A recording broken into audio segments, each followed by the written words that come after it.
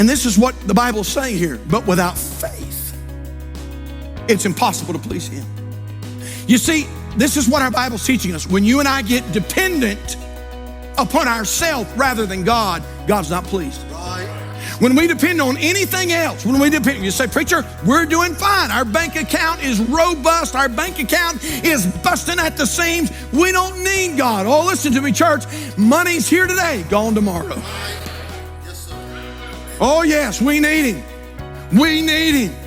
We need to depend upon him. We need to live by faith. I don't care how well your bank account's doing, how healthy you are, how healthy the kids are. I don't care if you moved into a brand new house and you say, preacher, our roof don't leak and our motor doesn't knock and everybody's doing well and we're footloose and fancy free. I'm just telling us today that you need him. You need him. Old story, old story, familiar story. You've heard it. But when our kids were little, and this was back before, the seatbelt thing was such a big issue. And we'd be coming down Indian Hill Road, and I'd say to Hannah, honey, you want to help Daddy drive? And she'd jump over the seat. She'd get up there on my lap. She'd put one hand here, one hand here. I'd take my big hands. I'd put one hand over her hand, another hand over her hand, and we'd drive down Indian Hill Road. And she'd always, without fail, look over to her mom, and she'd say, Mommy, look at me, I'm driving. I'm helping Daddy drive.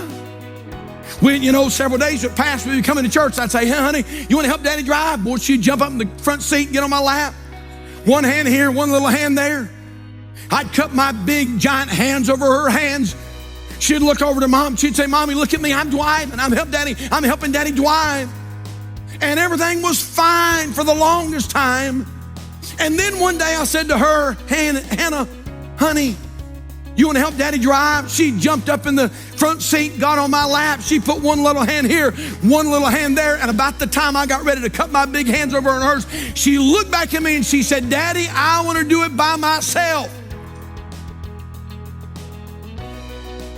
And so I let her.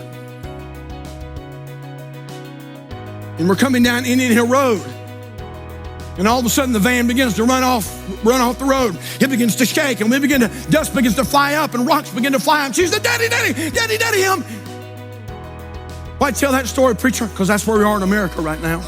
Yes, sir. America's so blessed, so rich, so wealthy.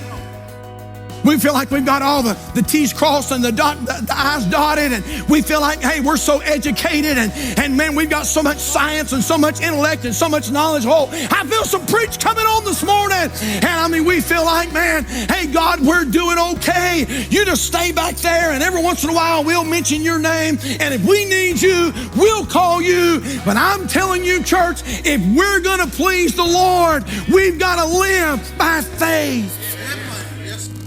And that's depending on him.